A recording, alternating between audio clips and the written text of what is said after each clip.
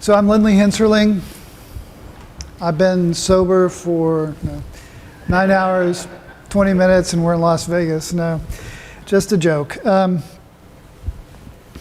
going to talk about an integration that we've done with Cloud Foundry for Postgres that we have running today and is available. And I'm going to talk about some futures with a product that we have called Cloud Management, which manages clusters of Postgres in a high availability configuration and provisions to multiple cloud platforms.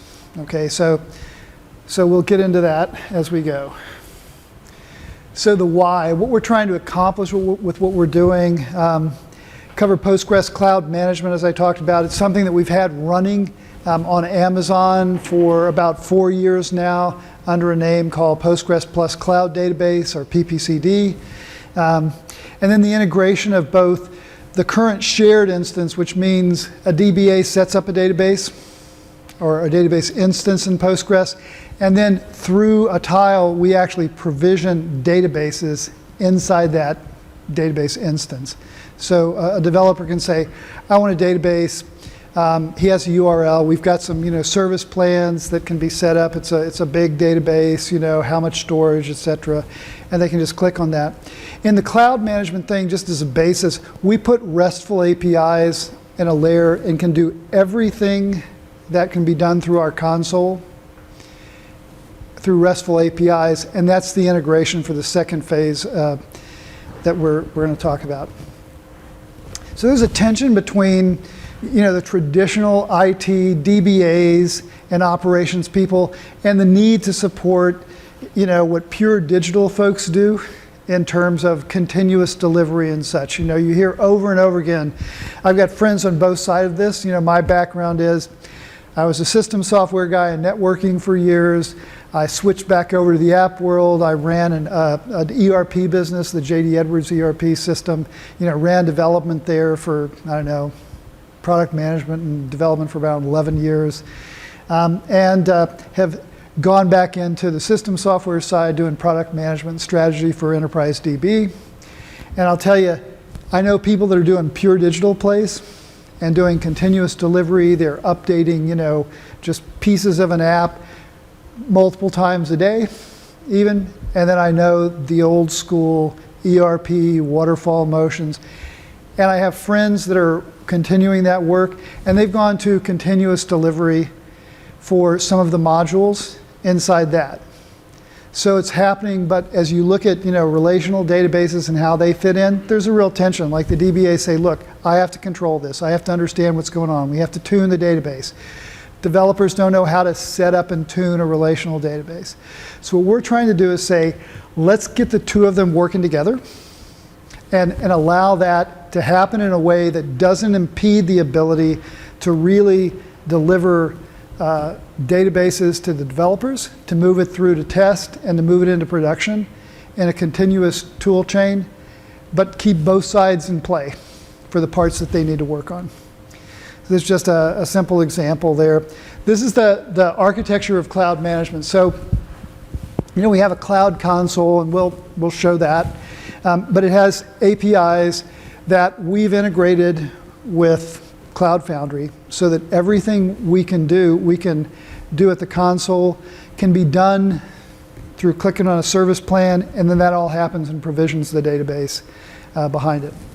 And more than the database. If you're on Amazon, it provisions a machine type. If you're on OpenStack, you can select a machine type. We're going to support virtualized environments, so provisioning VMware images, SAN storage, etc. on this too, and be able to do that all from the same console. So we can do sort of singleton clusters, if you will, so you just have one instance of hardware in the database. But we can also provision high availability clusters with multiple read-only replicas. All the streaming replication gets set up. We can schedule backups of it and such in this. And then one of the great things about it is that you can clone a setup. You can say, this is what I want for stress testing, for developers. So they can move their their objects through Cloud Foundry and then say, okay, now I want to switch over to a different database and bind to a different database. And I can provision that for just a period of time. I can clone something and get the data set for it. And then when I'm done with that, I can release all that storage and release all that compute again. Okay. So the other thing we're doing is starting to look at providing all of this at one time. So this will probably be next calendar year, but to have one console or one piece of infrastructure where you can target multiple cloud and on-prem deployments.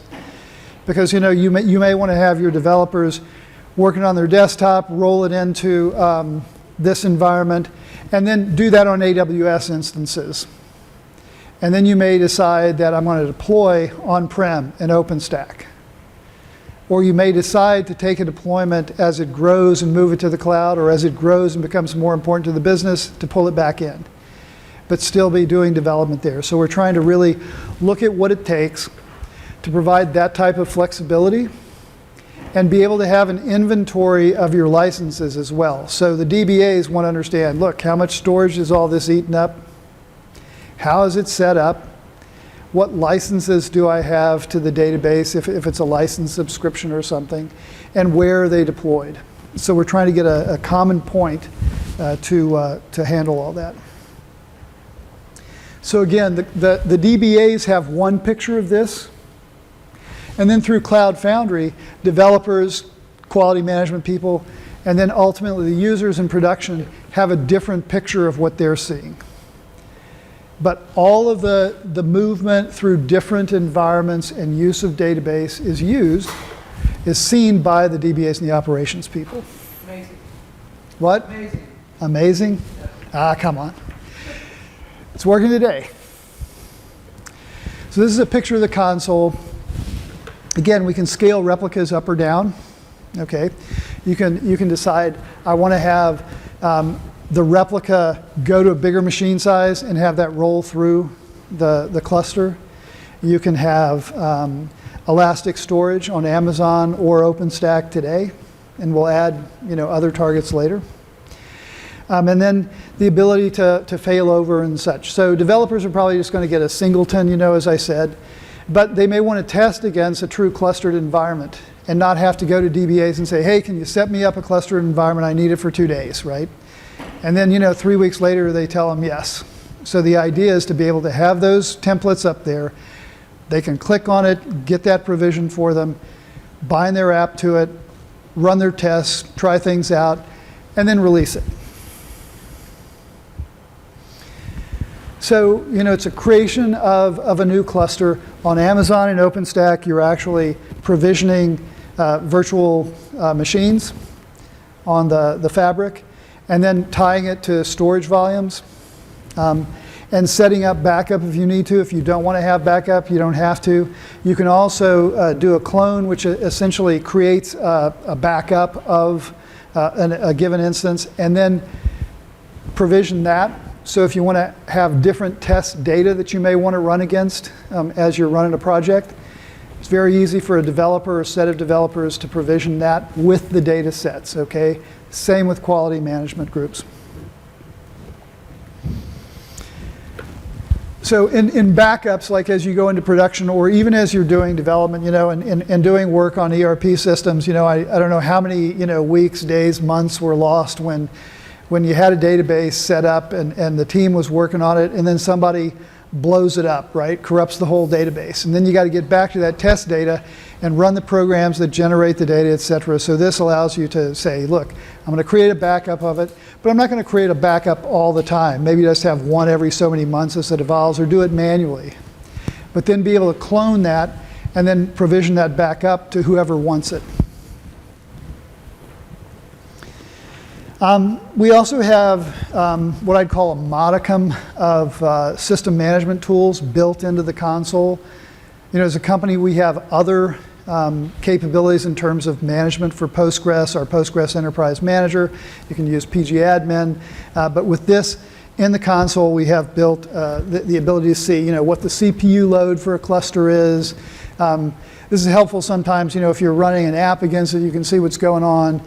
and such. So you can get into the log from here if you're looking to see what's going on and trying to debug. But at a fairly rudimentary level, if you really want to get into it, you want to go use our pgadmin capabilities. You can also manually scale.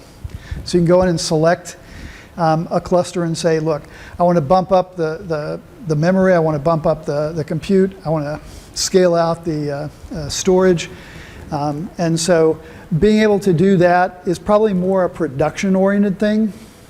But when you look at the full path, from development all the way through deployment, being able to manage that and move that around through test and into deployment, you have all these capabilities with the cloud management component. And then there's load balancing in terms of which queries get driven to the read-write replica and which get driven to the read-only replica.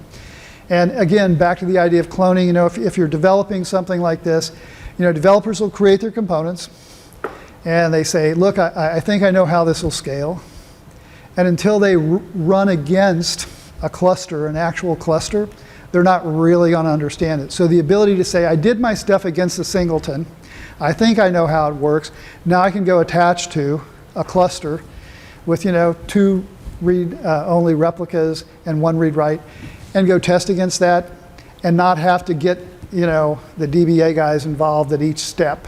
But the DBAs still have visibility and control into this is what we're shooting for. And again, just a point about the APIs we have on cloud management, we're using them in our integration to Cloud Foundry. They're also available, they're just RESTful APIs, and you can, if you have rights to connect, you can do everything that we can do in the console. So if you want to run scripting tool chains off to the side, right, and make use of the capabilities in this, you can do it through the RESTful APIs. So it's not just limited to what we did, in the Cloud Foundry integration, and it's not just limited to what's on the console. If you want to run lights out capability and scrub things that the developers forgot to close off periodically, which is something that developers are known to do periodically, be a little messy and leave things laying around, then the DBAs can set up things to run, and they have visibility into where those are on the cloud management piece. So again, this is just a synopsis of when I went over there, but there's constant monitoring of the health of these, and also being able to put recovery time and prioritization, and you don't lose committed transactions in this. So it's really at the push of a button, a high availability setup. Unattended operation, there's really, with the console, what I'll say is even I can actually provision things and take them up and down, and you can actually get in and see, what the scripts are behind it that are being, used to manage things. And so the integration. So right now, we have what we call a shared instance, okay? So meaning, the easiest thing for us to do was just to say, look, a DBA provisions some number of database instance, Postgres instances. And then what we're doing in the integration is saying a developer can create a database within an instance that he has access to through the Cloud Foundry tile and, go to town on developing. With the Cloud Manager, we start to be able to do that still, but also to have cloud management provision those instances that can be shared, or a developer or a QA person can actually provision their own instance and hardware and such. Okay, set up within the parameters of the templates that the operations people in DBAs had set up. Okay, so nice control, but not impeding that flow of development is what we're shooting for, and we think that with EPCM, in the picture, we get that. And those can be types that developers can do, a small machine instance, a few gig of memory to, a terabyte, for stress testing or something, or go up to, high number of terabytes, and you can say who can get access to what. So you might say the development manager is the only one who can provision a large instance, because that's resources that might be scarce. So being able to put all this together pretty quickly.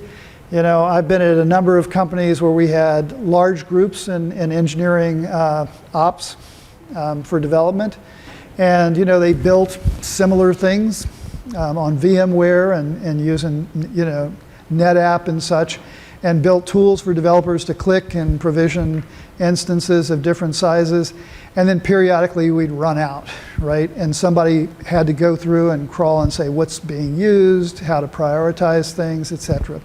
So this gives you a console for the DBAs to see all that.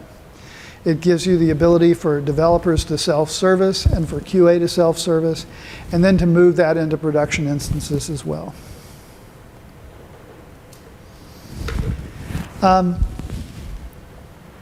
So how many of you are doing your development on AWS? Curious. Okay. And the other ones are doing it on-prem in-house? I assume, yes, nods, yep. And in terms of, there are multiple qualities of AWS. One is, you can take stuff up and down, you can get access to hardware without going through a procurement process and such.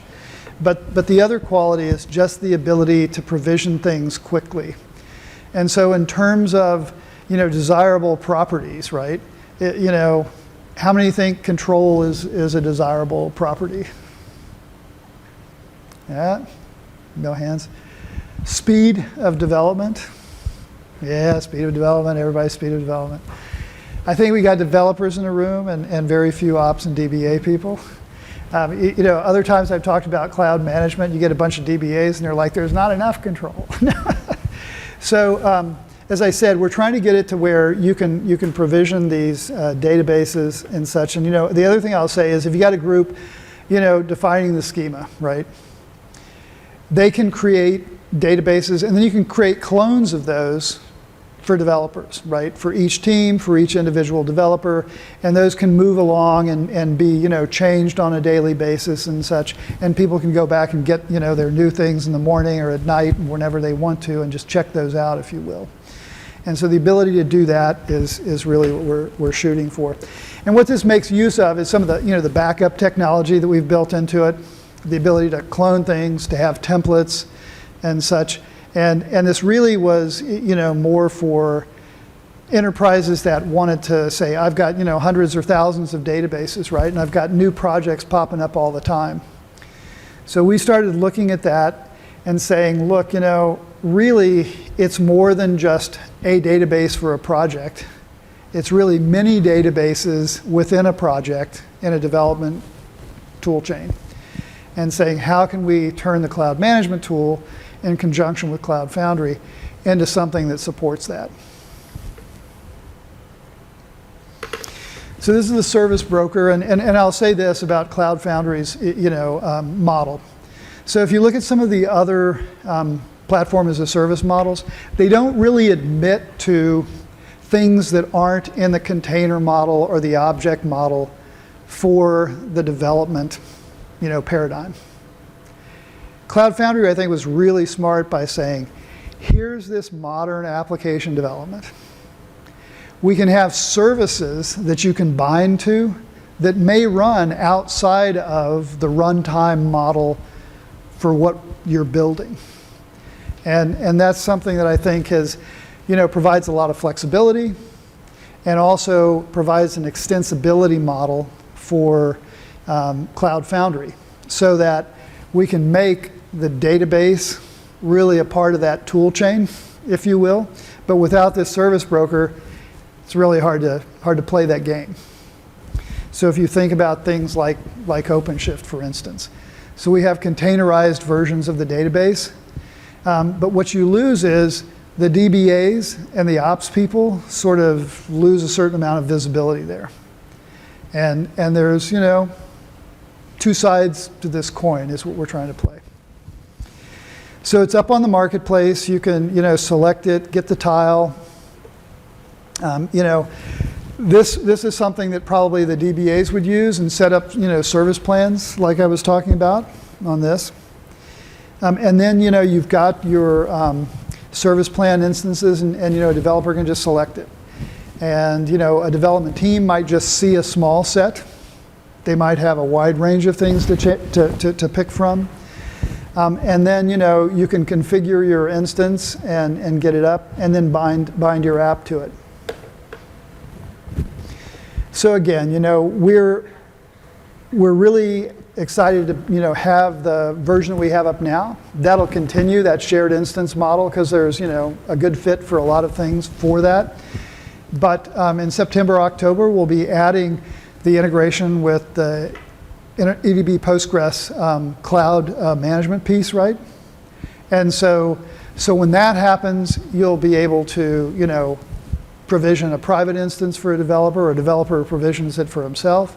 You'll be able to set up, you know, template models, and be able to have that provisioning of data with a database for test data sets.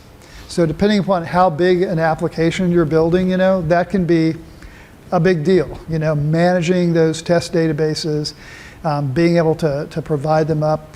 You know, I think about this too, like if you're building an application as a service that you're going to sell, you know, it also provides a great way to provision demo instances, right? Just like BAM.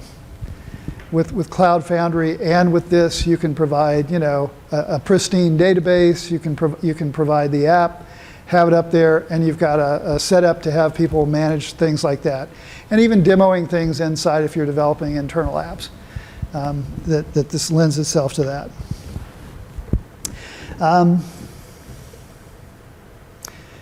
So timelines, again, you know, one of the things that I'm interested in hearing from you guys is, so what's the next thing we should do? You know, we sort of go back and forth. Should we add Azure, you know, to Amazon, or should we go after virtualized environments?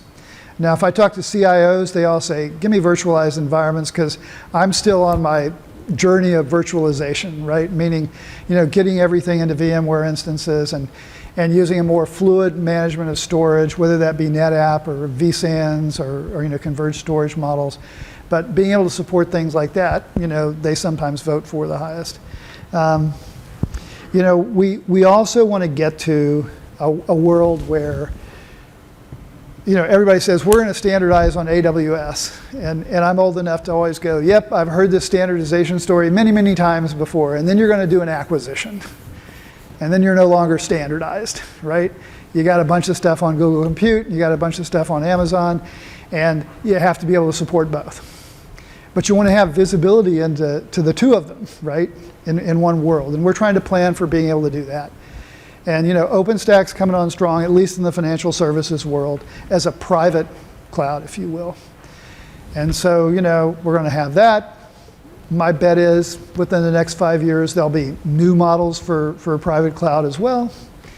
And we want to be able to manage the arbitrage between those, if you will, to decide, you know, for developer instances, you know, Azure might be the best place. For production, Amazon might, or you know, maybe Google, and it's going to depend upon services that are available there too. Some things, there's a good YouTube by one of the guys who actually wrote the cloud management piece that you can get to on YouTube if you want to copy that down. It'll be in this presentation when it's posted. And you can get to our tile on the network.pivotal.io. You have to scroll down 3 sections to get to the partner stuff. But then, you know, you just click on that. That gives you the tile. And then if you have our stuff, you know, for the shared instance, I will tell you, like I got sales guys in the audience, don't throw things at me necessarily, but you know, if you have Postgres up and you're not necessarily a customer of ours with a subscription, this will work fine with just a straight Postgres instance as well, okay, for the shared instance model that we put up. When we get to the cloud management piece, we'll extract something from you because it'll be so good, is the idea. So that's all I've got. I'll stop here, and you know, we got a couple minutes where you guys can ask any questions you have about it. 5 minutes actually left. Any questions? Yeah. Following in template process, how does it manage user objects and security? Does it copy everything over? So the template's on the database, right? So it will have the security that the DBAs set up for that database. And it's a question of who can get to it, right? So it copies a whole database over. Now, knowing how relational databases work, right? The security in the database and you know, a person who's provisioned to it, so there's probably for the development pieces, like there's a developer role, okay? If you're looking at just cloud management apart from Cloud Foundry and using it in that context, right? All that gets set up. If you had a clone, you know, you might say, this is the security profile and all that's set up in this, and it's a basic piece. And so the schema is not defined except for, you know, all the users, all the access and such, and there may even be, you know, some tables that are set up. And then you can clone that and start from there, rather than have to go, okay, how are we going to map this over? How are we going to copy it and things like that? So we have people doing that today on Amazon. Okay, other questions? No questions? Come on, I'd look at it and go like, magic shit. How does it really work? What's it really doing? Yeah. I may have missed this, but you said on-premise support in 17, specifically VMware environments? Yeah. So that's a 2017 thing, and so again, you know, that's something that we're trying to decide. You know, late 2017, mid, you know, first half will depend upon, you know, our interactions with customers. Because the model is set up, if you think back to the architecture picture, right, there's a provider set up, okay?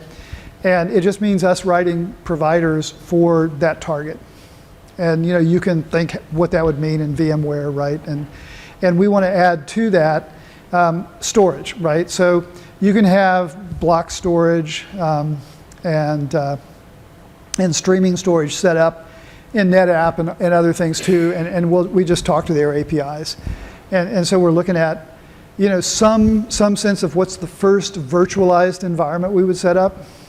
You know, I kind of go, is it VMware and NetApp, because I see a lot of that, or is it VMware and their, you know, storage, virtualized storage mechanisms?